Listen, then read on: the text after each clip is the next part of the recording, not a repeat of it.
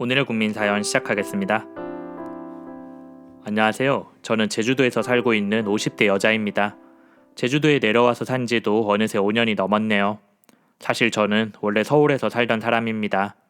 5년 전에 남편과 함께 제주도로 내려와서 살게 되었지요. 지금은 남편과 이혼을 하고 혼자서 지내고 있습니다. 헤어진 전 남편을 생각하면 지금도 속이 부글부글 끓어오르네요. 이번 기회에 남편 흉도 좀 보고 속도 풀기 위해서 사연을 보냈습니다. 서울에 살 때 남편은 은행 직원이었죠.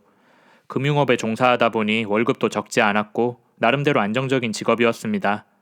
그렇게 돈을 벌어서 아이들 대학도 보내고 서울에 작은 아파트도 하나 장만하였지요.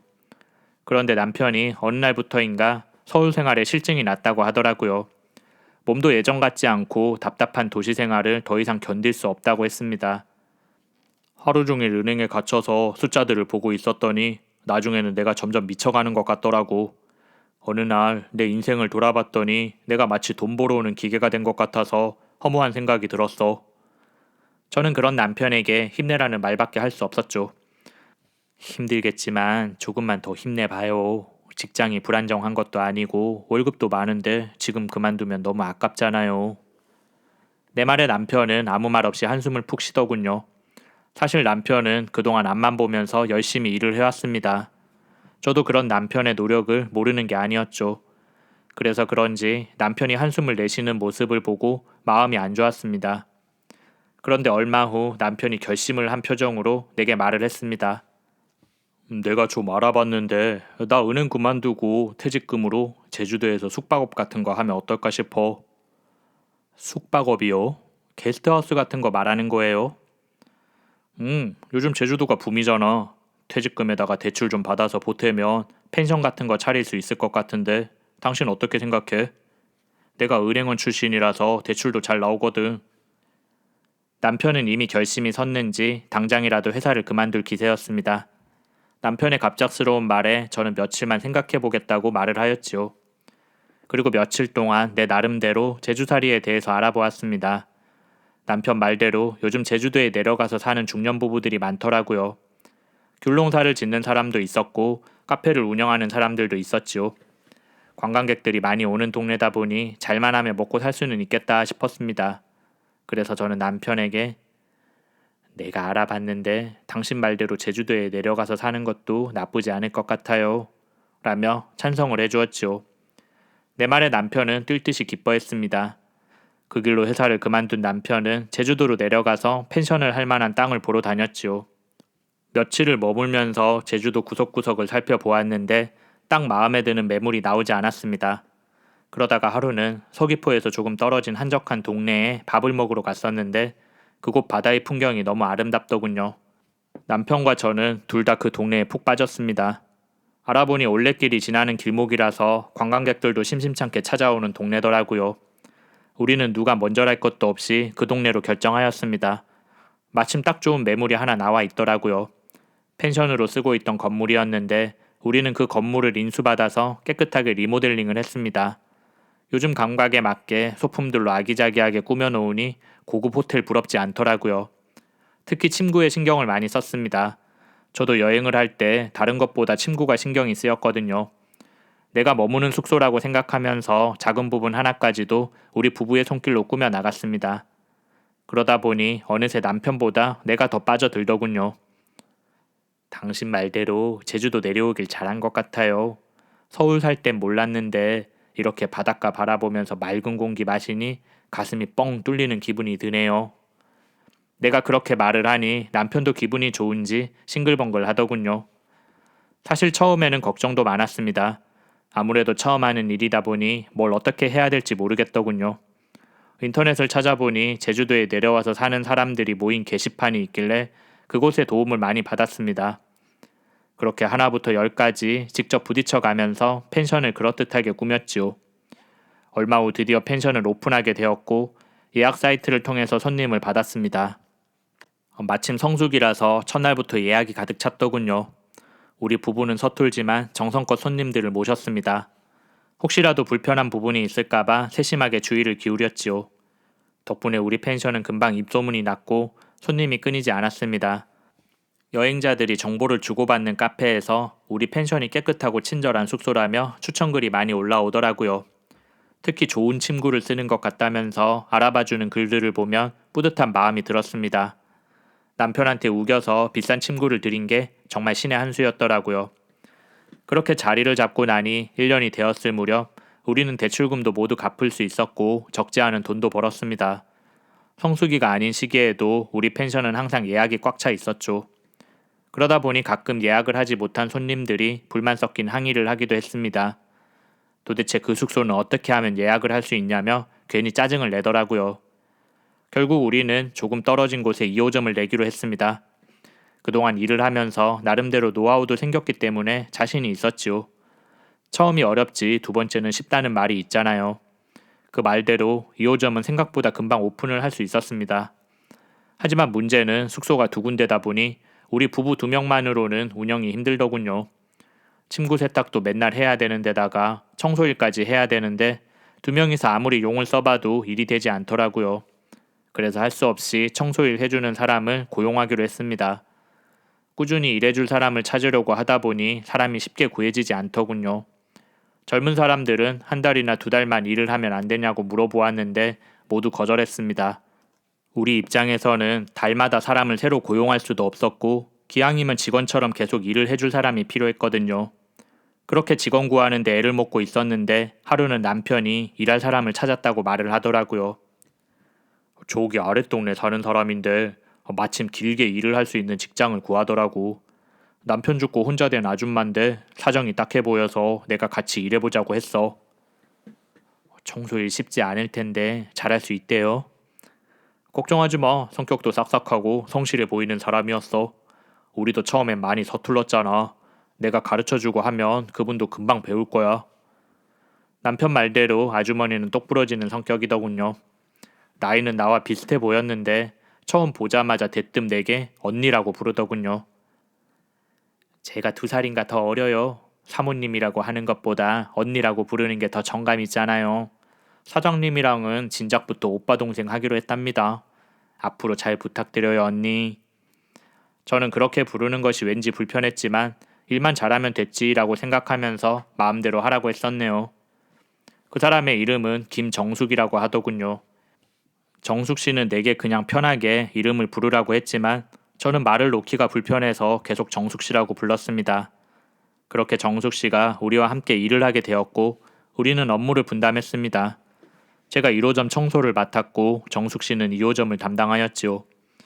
그리고 남편은 차를 타고 1호점과 2호점을 왔다 갔다 하면서 침구를 수거하고 세탁하는 일을 맡았습니다. 날씨가 좋은 날에는 마당이 있는 1호점에서 빨래를 해서 널었고 비가 오거나 날씨가 궂은 날에는 시내에 있는 빨래방에 이불을 들고 가서 빨았지요. 그래서 그 일은 차를 운전할 수 있는 남편이 책임지고 했습니다. 새로 일을 하게 된 정숙 씨도 걱정했던 것과는 달리 일을 꼼꼼하게 잘 하더군요.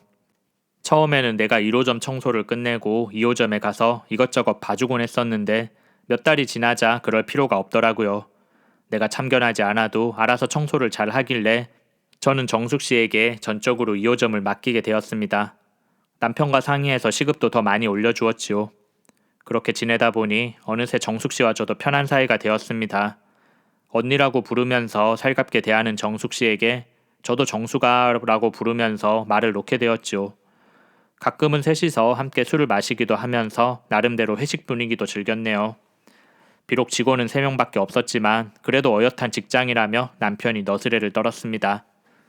펜션이 잘 되다 보니 우리는 바쁠 땐 정말 하루라도 쉬는 날이 없었지요. 숙박업의 특성상 쉬는 날을 따로 정할 수가 없어서 1년 365일 쉬지 않고 일을 해야만 했습니다. 특히 여름 성수기에는 밀려드는 손님들 때문에 정말 눈코 뜰 새가 없었지요. 모르는 사람들은 제주도에서 펜션을 한다고 그러면 오전에 청소나 빨래를 하고 나면 입시 시간 전까지는 내내 쉰다고들 생각하는데 막상 일을 해보니 그렇게 되지 않더라고요. 필요한 비품들도 사러 나가야 되고 시설물은 왜 그렇게 빨리 고장이 나는지 매일 들여다보고 수리를 해야 하는 게 일상이었죠.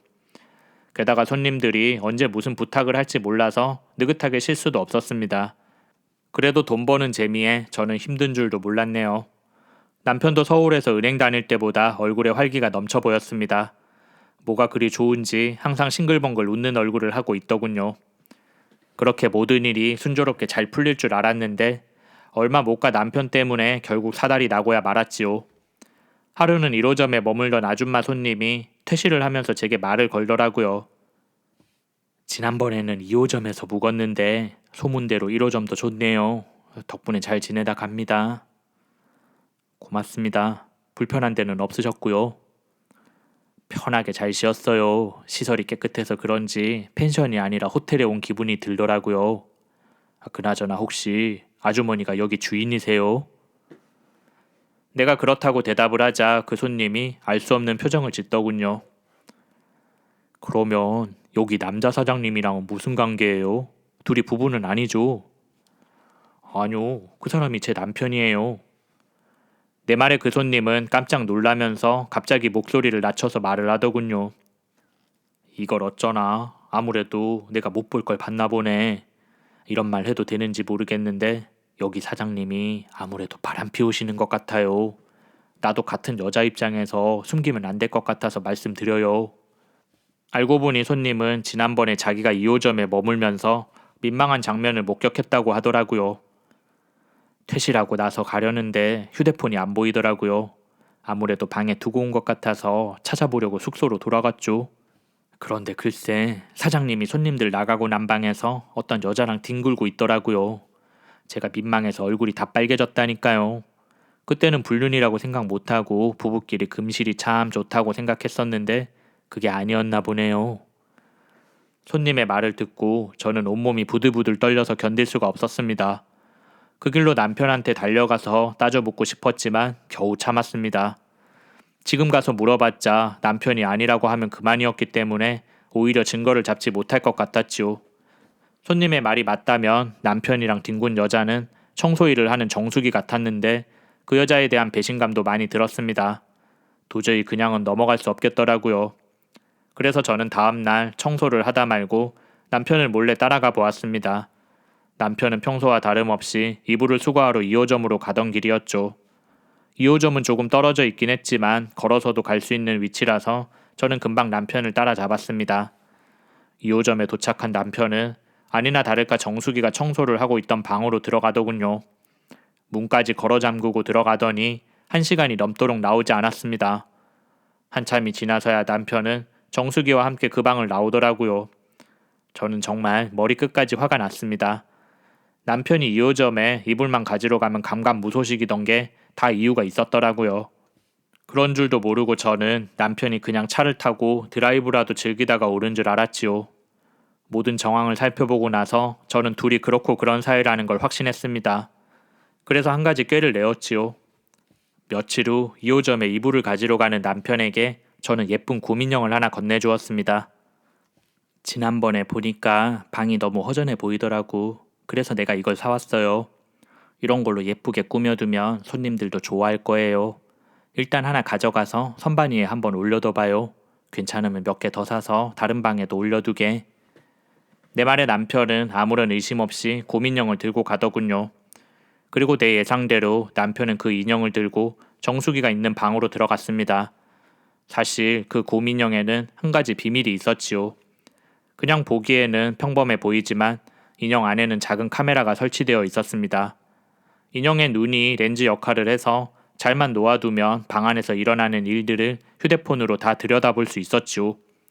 그것도 모르고 남편은 방 안이 훤히 들여다 보일 수 있게 높은 곳에 인형을 올려두고는 정수기랑 그 짓을 시작하더라고요. 그리고 남편이 그러고 있는 장면은 고스란히 제 휴대폰으로 저장되었습니다. 충분히 증거를 모은 저는 남편이 뒹굴고 있는 방 앞으로 다가가서 마스터키로 문을 열고 버럭 소리를 질렀지요. 지금 둘이 뭐하는 짓들이야? 갑자기 나타난 저를 보고 남편은 얼굴이 사색이 되었더군요. 허겁지겁 옷을 챙겨 입더니 두 손을 싹싹 빌면서 내게 변명을 했습니다. 여보 그게 아니라 이건 어쩌다 보니 그렇게 된 거야. 그러니까 흥분하지 말고 내 말 좀 들어봐. 하지만 저는 남편의 말은 들은 척도 하지 않았습니다. 구차하게 굴지 말고 깔끔하게 갈라서자. 이런 걸 보여주려고 제주도까지 내려온 거야. 당신이라는 인간한테 정말 오만정 다 떨어졌어. 헤어지자는 말에 남편은 무릎까지 꿇더니 사정을 하더군요. 난 정말 잘못한 거 없어. 난 가만히 있었는데 정수기가 먼저 발가벗고 덤볐다고. 그런 상황에서 어떤 남자가 마다하겠어. 나한테 잘못이 있다면 남자로 태어난 잘못밖에 없다고. 남편의 말도 안 되는 소리에 저는 정말 기가 차더라고요. 그런데 남편의 말을 들은 정수기가 그게 무슨 말도 안 되는 소리냐며 정색을 하더라고요. 오빠는 무슨 말을 그렇게 해요? 언니, 저 오빠가 하는 말 전부 거짓말이야. 나는 그냥 청소하다가 더워서 겉옷만 벗고 있었는데 오빠가 그걸 보더니 오해를 한 거라고. 다른 사람은 몰라도 언니는 내 말 믿지? 정수기의 말에 저는 지금 그걸 변명이라고 하는 거야. 둘 다 지금 하는 말 하나도 말이 안 된다는 거 알고 있지? 그리고 정수기 너는 재수 없으니까 언니라고 부르지도 마. 처음부터 네가 그렇게 부르는 거 마음에 안 들었어. 라고 말해 주었네요. 불같이 화를 내는 저를 보며 두 사람은 아무 말도 하지 못했습니다. 남편은 한 번 실수한 걸 가지고 너무 야박하게 군다고 했지만 저는 결국 남편과 이혼을 했습니다. 위자료 명목으로 펜션은 전부 제 소유가 되었죠. 펜션 운영은 서울에 살던 제 동생들이 내려와서 함께 하기로 했습니다. 그리고 남편과 이혼을 하던 중에 저는 기막힌 사실을 알게 되었죠. 남편과 사별을 하고 과부로 지낸다던 정수기에게 버젓이 남편이 있더라고요. 정수기 남편은 육지에서 일을 하다가 주말에만 만나는 사이였는데 그 일을 계기로 남편한테도 완전히 버림받게 되었다고 하더군요. 무엇보다도 정수기한테 배신감을 느꼈던 저는 정수기의 잘못을 절대 용서하지 않았고 상간녀 소송을 통해서 합의금을 두둑하게 받아내었지요. 그렇게 해도 속상한 마음이 후련해지지는 않더라고요. 이제는 시간이 많이 지나서 그 일은 거의 잊고 지낸답니다. 펜션 일 계속하면서 바쁘게 살다 보니 어느새 잊혀지더라고요. 가끔 마음이 답답할 땐 예쁜 제주도 바다를 바라보면서 기분 전환을 한답니다. 제 이야기는 여기까지만 할게요. 지금까지 들어주셔서 고맙습니다.